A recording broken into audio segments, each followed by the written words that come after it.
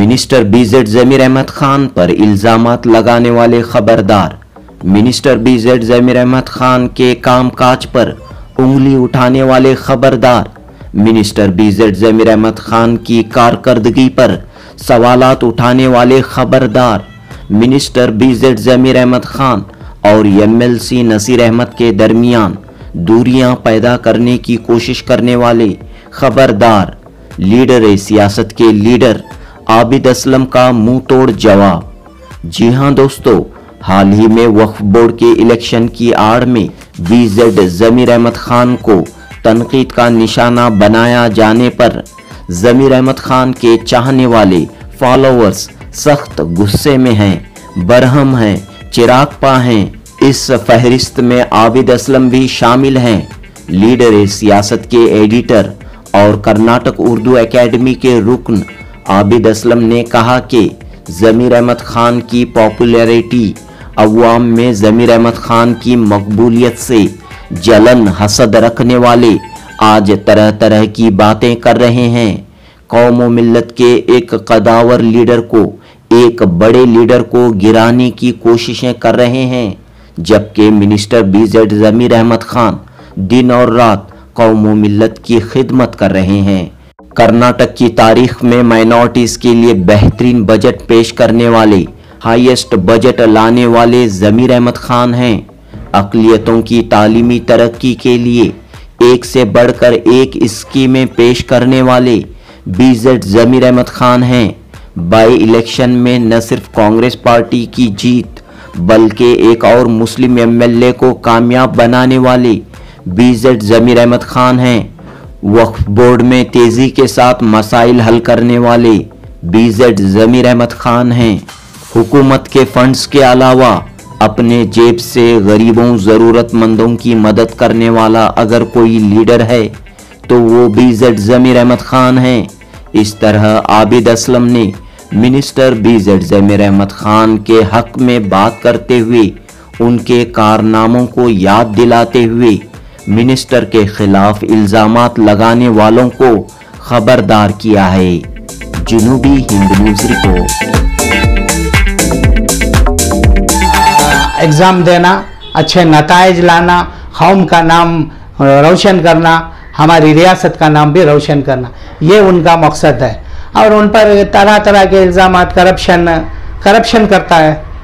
इतना बड़ा आदमी, बीजेड जमीर अहमद एक ऐसी शख्सियत है, उन्होंने तकरीबन उन पर आप करप्शन का इल्ज़ाम लगा रही, इन्होंने जब से करप्शन बढ़ गया, इन्होंने जब से रिश्वत बढ़ गई करको, मैं उनको पूछना चाहता हूँ, जो शख्स हमेशा दान दे रहा है, सखावत कर रहा है, लोगों में पैसा बांट रहा है, वो शख्स का करप्शन कैसे करता? उसके अपने कारोबार है, उसके अपने तिजारत हैं, उनके अपने बिजनेस हैं जो रियासत भर में, पूरे हिंदुस्तान में है बिजनेस। उसका पूरा मुनाफे का 90% कौम पर ज़रूरतमंदों पर खर्च करते हैं। उनको इल्ज़ाम लगाने वाले को मैं पूछना चाहता हूं, जो शख्स 4000 लोगों को, ज़रूरतमंदों को, मोहताजों को उम्रा भेज सकता है, उन्हें क्या करप्शन कर सकता है? उसे करप्शन की ज़रूरत क्या है? उसका अपना कारोबार अल्लाह देता है, की तो देना, हमेशा देने वाले को अल्लाह ताला और ज़्यादा देता है। दिलदार हैं, ये सही है। मिनिस्टर साहब काफी दिलदार हैं और सब लोग इस बात से वाकिफ हैं, गरीबों के और जरूरतमंदों के हमदर्द हैं। लेकिन सैयद अशरफ ने हाल ही में अपने इंटरव्यू में कहा कि करोड़ों रुपये लूटकर चंद हजार रुपये बांटने वाला क्या लीडर बन सकता है? अरे अपने कौन तुम्हें? हाँ। मैं अशरफ साहब को पूछना चाहता हूँ, कौन जी तुम्हें? कहाँ से आगे तुम्हें? कब से? मैं 40 साल से सियासत में हूँ, मैं आज तक तुम ना देखा नहीं, सब साल 1.5 साल से तुम ना देख रहा हूँ। कहीं की एक जगह पकड़ ले को पॉपुलर होने की कोशिश करनी, कभी वक्फ बोर्ड है, कभी शाहीन है, कभी जमीर भाई, कि कहते तीनों पॉपुलर चीज़ें हैं।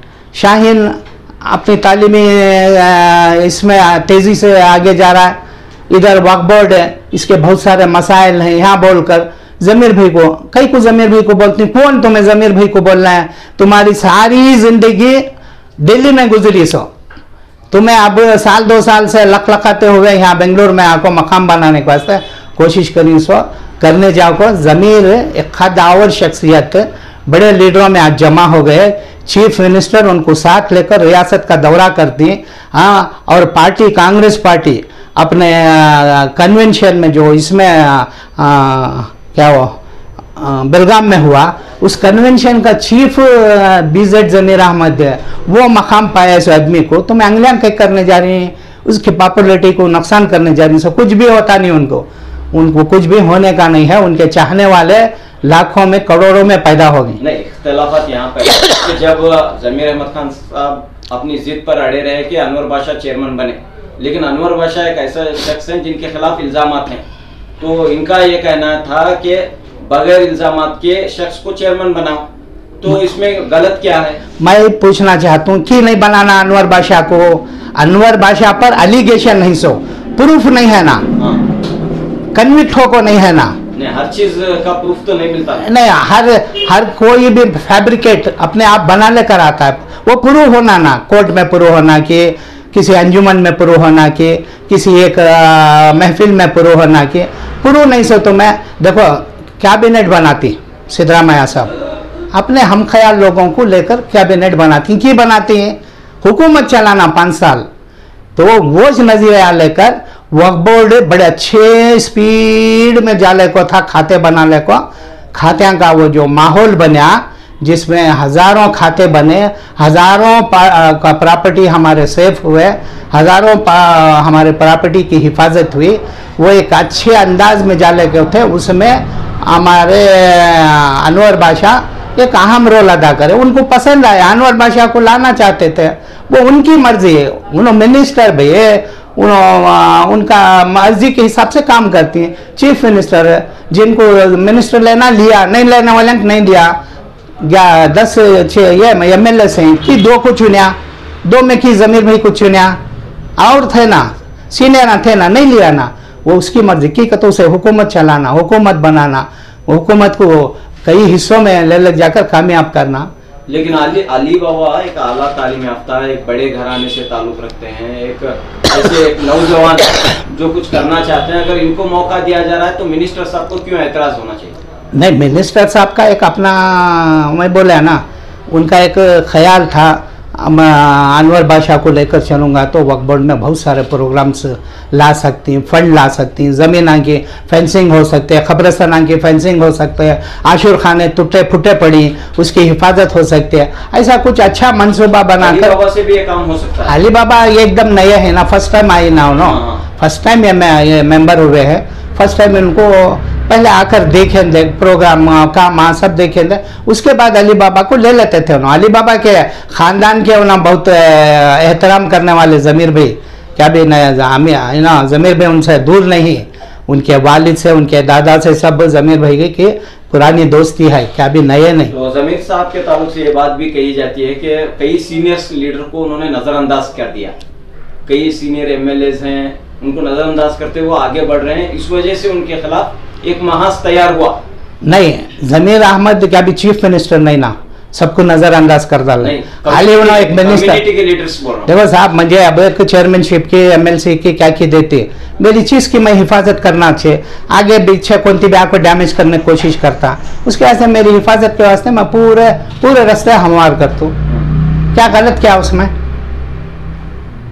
जहाँ भी जाते हैं जो सीनियर लीडर हैं वो खत्म हो जाते हैं, ऐसी बात कही जा रही है। ऐसा कुछ नहीं है, ज़मीर भाई को पॉपुलरिटी है, लोग चाहते हैं, लोग वो पार्टी वो ऑब्जर्व करिए। सो पार्टी क्या करती है, कौन सा मुस्लिम लीडर पॉपुलर है, लोगों में जिसकी चाहत ज़्यादा कहाँ है और वोट कौन घसीटता है, वो देख रहा है। सो भाई इलेक्शन है, 3 इलेक्शन हुए साहब, 3 इलेक्शन में एक सैंडनूर में, एक चन्नपटना में, एक शिगांव में, 3 जगह हुए।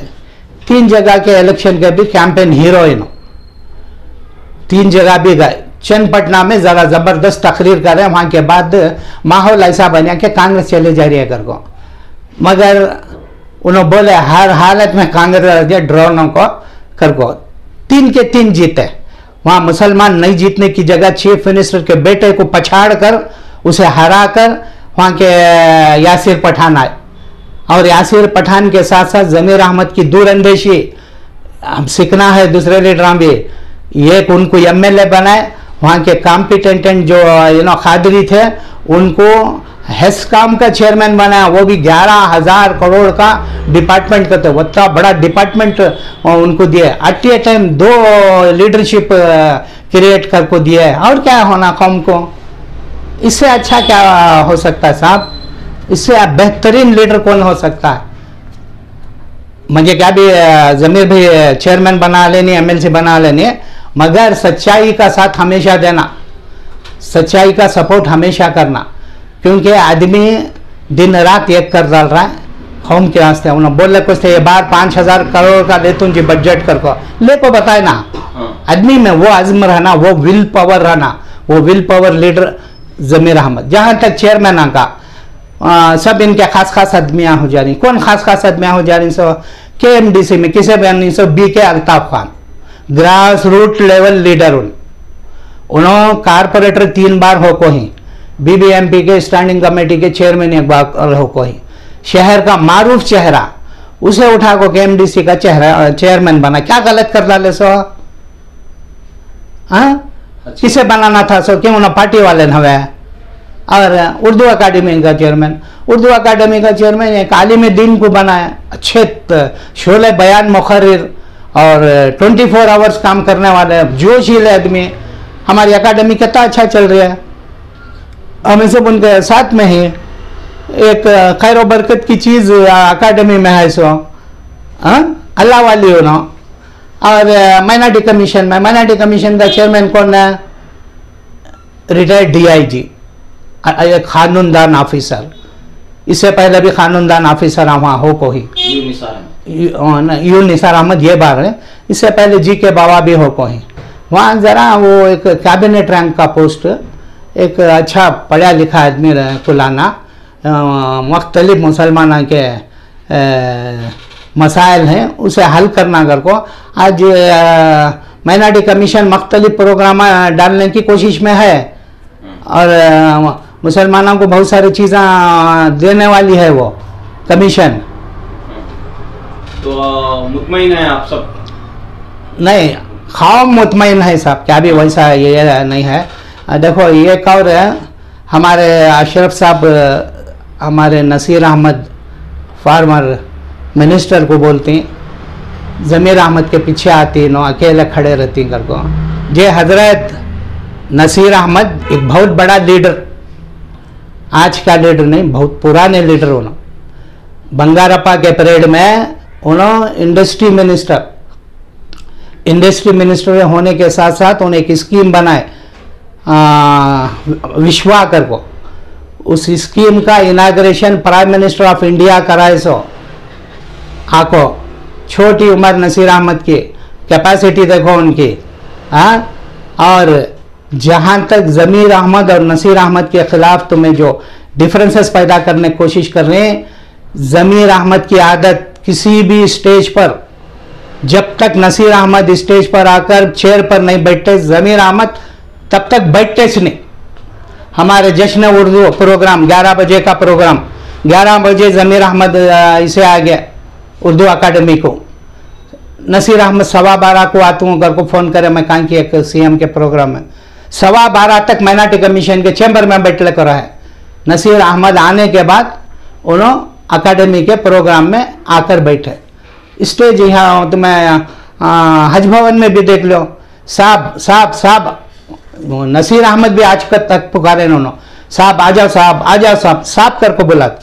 इतना बड़ा दर्जा देकर है उनको रखिए। और क्या भी नसीर अहमद का छोटा दर्जा नहीं है, चीफ मिनिस्टर के पॉलिटिकल सेक्रेटरी, बड़ा लीडर, छोटा मोटा लीडर नहीं, सीनियर लीडरों की कदर करते हैं। बड़ा लीडर, सीनियर लीडरों की कदर करते हैं। आज लेकिन चंद लीडरों को एतमाद में नहीं ले रहे हैं, इस वजह से उनको निशाना बनाया जा रहा है, ये बात कही जा रही है। ये हो सकता है हमारे पॉलिटिकल ये साजिशें और ये कर रही सो। और दूसरी एक बात और कहना चाहता हूँ, जनाब नसीर अहमद कोलार के एक उर्दू मुशायरे के जलसे में एक बात बोले तकरीर में, दौरान तकरीर में, इस मरतबा 10,000 लेक्चरर्स का तकर्रुर हो रहा। लाखों के एप्लीकेशंस आते हैं, सिलेक्शन 10,000 का हुआ, जिसमें 2B के जरिए 1,800 मुसलमानों का सिलेक्शन हुआ है। कितना? 1,800। फिर जनरल मेरिट में 1,000 का सिलेक्शन हुआ है। तारीखी रिकॉर्ड साहब, इस दौर का तारीखी रिकॉर्ड। अगर मुसलमान 2,800 सिलेक्शन हो रहे हैं, अलग अलग कॉलेजों को जा रहे हैं, तो ये सरकार का, ये गवर्नमेंट का, ये BZ जमीर अहमद का, नसीर अहमद का तारीखी कारनामा है।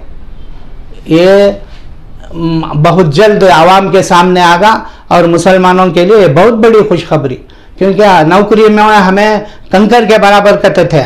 मैं सरकारी दफ्तरों में फिरना घूमना बहुत रहता है, आज कंकरे भी नहीं दिख रही सरकारी दफ्तरों में, वो हालत हमारी हो गई है। मैं उन लोगों से, हमारे उन सीनियर लीडरों से कहना चाहता हूँ कि तनकीद करना छोड़कर उनके अच्छे कामों की सताइश कर कर, तुम्हारे क्या प्रॉब्लम है उनके सामने रखकर, नहीं होना वो शख्स नहीं होना साहब, बोलो नहीं होता वो, तुम्हें जिद्दी कर ले को, कांकी बैठ को प्रेस कॉन्फ्रेंस कर ले को, उनके पर उछाल ला, तुम्हें उनको घर को बुलाते हैं, आज दूसरे दिन उनके खिलाफ प्रेस मीट करती हैं। कौन सा अखलाक है? नहीं, कौन सा ये रोल बोलो ये? तो आप कह रहे हैं कि ये सब बंद होना चाहिए, इख्तलाफात और इंतशार पैदा न किया जाए, बल्कि जमीर अहमद खान साहब को काम करने दिया जाए।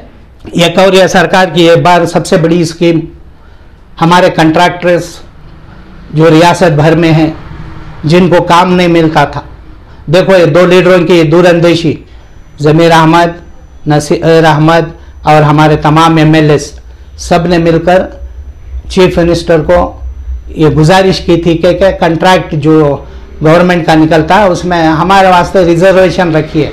तो बाकायदा चीफ मिनिस्टर ने 4% रिजर्वेशन दे दिया।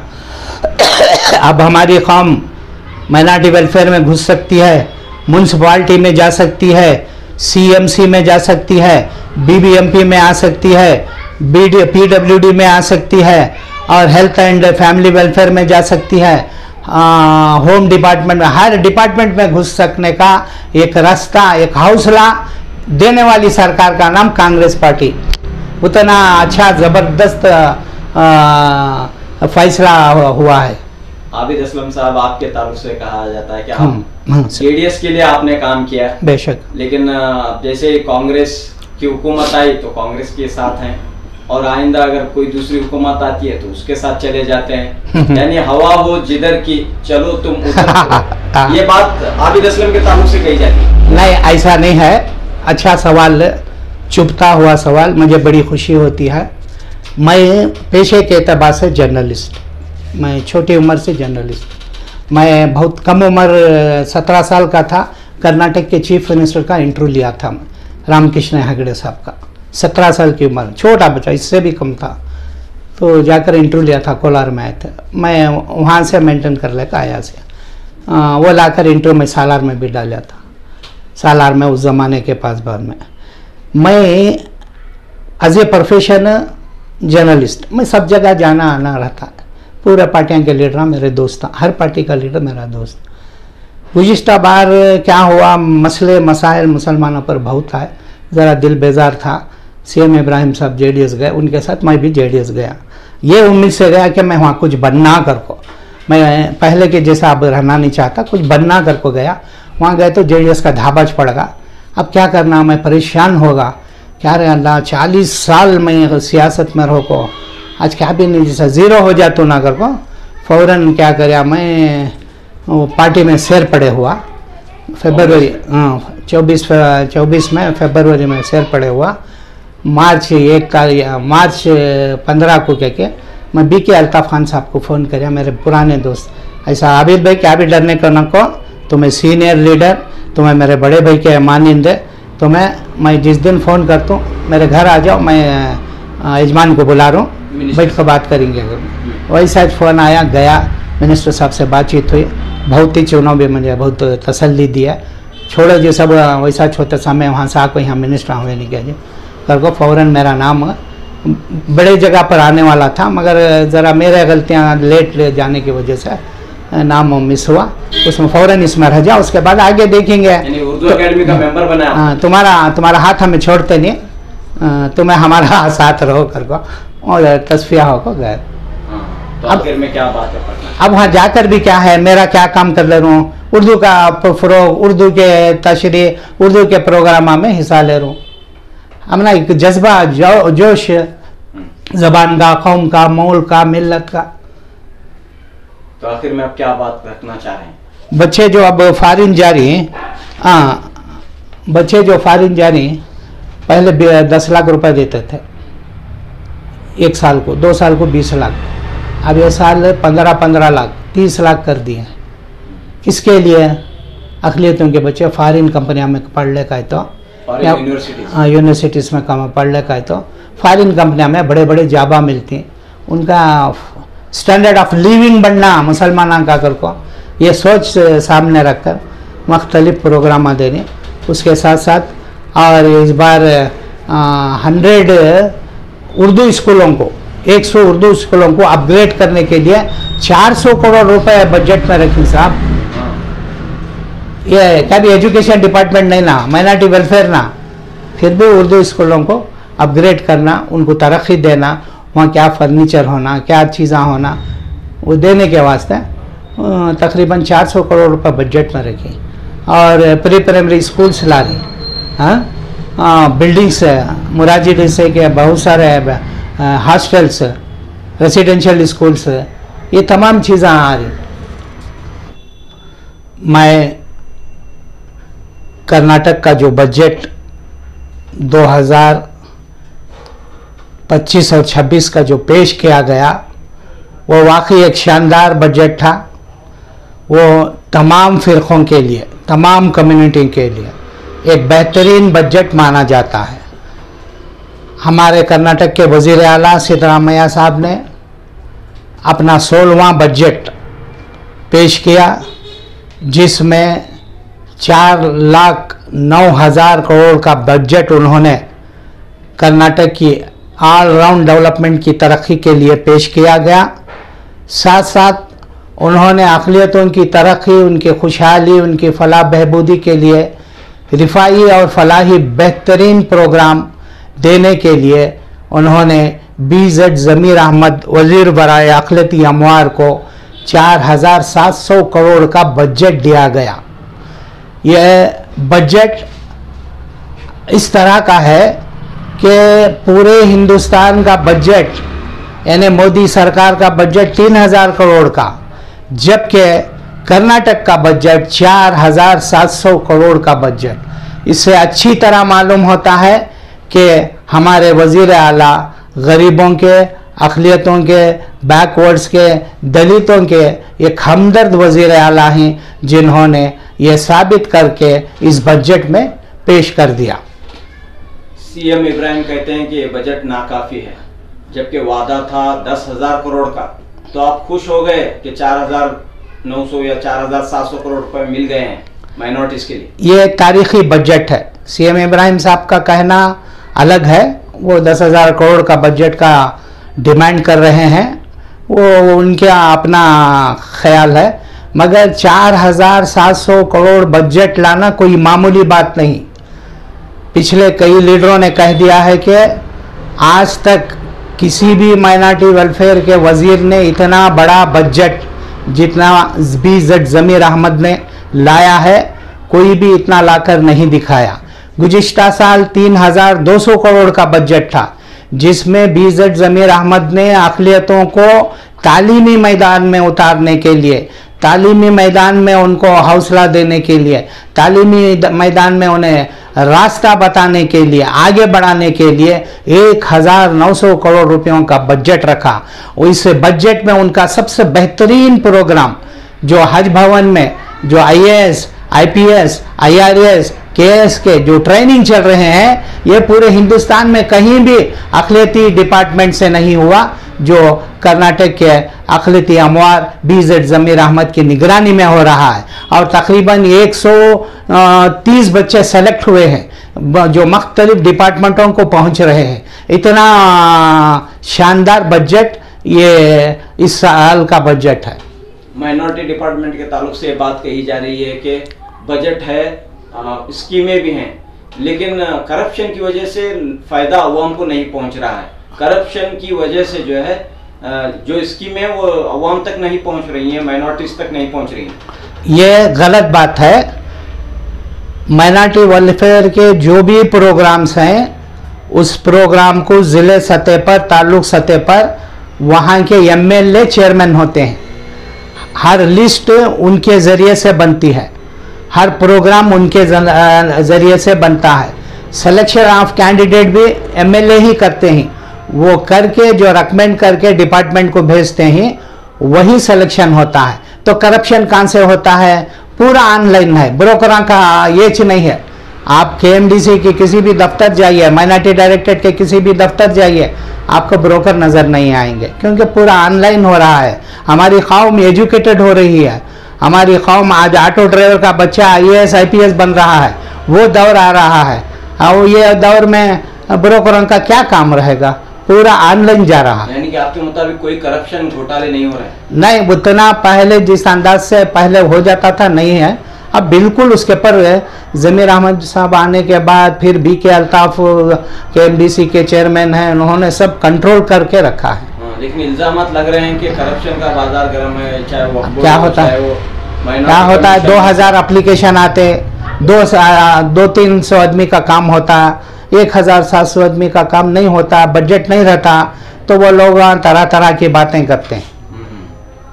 लेकिन अब बजट के ताल्लुक से पिछले बार ये कहा जा रहा था कि जो स्कीमें वो नाकाफी हैं, यानी कि जैसा KMDC के खासतौर पर स्कीमें हैं, ऑटो टैक्सी की स्कीम हो या बड़े लोन्स की स्कीम हो, एप्लीकेशंस तो हज़ारों की तादाद में आ गए, लेकिन आप चंद ही एप्लीकेशंस यहाँ पर जो है पूर्ण कर रहे हैं, चंद ही लोगों को उसका फ़ायदा पहुँच रहा है। नहीं, मुझे उम्मीद है BZ ज़मीर अहमद साहब जो 4700 करोड़ का बजट लाए हैं, इसमें बिलखुसूस KMDC की स्कीमों पर तवज्जो देंगे। और उन्होंने जो ऑटो की स्कीम, लगेज ऑटो की स्कीम और ये सिल्क रीलर्स के लिए स्कीम्स, विडोज़ ख़वातीन के लिए स्कीम्स, ये बहुत सारे स्कीमें हैं जो तमाम के तमाम सब्सिडी स्कीम हैं, इनकी तादाद बढ़ाएंगे। उर्दू एकेडमी के आप मेंबर हैं, लेकिन उर्दू एकेडमी को तो सिर्फ 2 करोड़ रुपए का बजट मिला है, बहुत कम है। 2 करोड़ का बजट मिला है, एडिशनल बजट भी BZ ज़मीर अहमद साहब देने वाले हैं। तो ये कोशिश कर रहे हैं हम, वो आया दरमियान में लेंगे इंशाल्लाह। तो फिर वक्त क्या कहना चाह रहे हैं आप तमाम लोगों के लिए, माइनॉरिटीज़ के लिए, इस बजट के ताल्लुक से और मिनिस्टर साहब के जो मंसूबे हैं उसके ताल्लुक से? नहीं, मिनिस्टर साहब दिलो जान से अक़लियतों का काम कर रहे हैं। मिनिस्टर साहब की एक पॉलिसी है, कल का काम आज करो, आज का काम अभी करो। बड़े जोशीले हैं और किसी भी स्कीम को लेट नहीं करते। मेरे ख्याल से रात में भी सोते नहीं रहेगा, उतने जोश जज्बे के साथ काम करने वाला वजीर पहली बार माइनॉरिटी वेलफेयर को आया है। उसका नाम BZ ज़मीर अहमद है। और उनके पर तरह तरह के इल्ज़ामात लगाने जा रहे हैं। कोई कह रहा है कि कहाँ भी काम नहीं हो रहा है, काम नहीं हो रहा है, सो IAS ऑफिसर हम बन रहे हैं, KS ऑफिसर हम बन रहे हैं, IRS ऑफिसर हम बन रहे हैं, IPS के बच्चे IPS में जा रहे हैं। जाकर हज भवन में देखो बच्चों का मेला, पूरी रियासत के 400 बच्चे आकर वहाँ ट्रेनिंग ले रहे हैं। कभी हुआ था क्या? यह पूरा साल हज भवन अब बिजी है। पहले होता था क्या? पहले पूरा साल हज भवन बंद रहता था।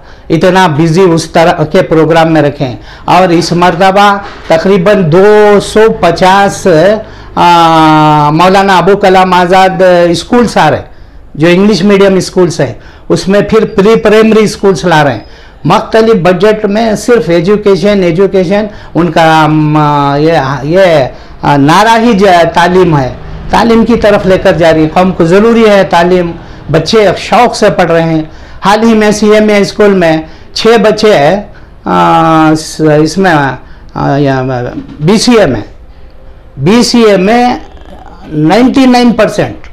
कभी सुना था क्या मुसलमानों के बच्चे ये लेवल में आ रही घर को? तो फौरन इनको जैसे ही मालूम हुआ, CMA पहुंचकर एक एक बच्चे को 2-2 लाख, एक एक बच्ची को 6 बच्चियों को 2-2 लाख रुपए अब्बास खान कॉलेज में एक स्कूटर दिया। कई को दिया? इसका असर पूरी रियासत के बच्चों पर पड़ने देकर बच्चे अच्छे से अच्छे हौसला एग्ज़ाम देना, अच्छे नताइज लाना, कौम का नाम रोशन करना, हमारी रियासत का नाम भी रोशन करना, ये उनका मकसद है।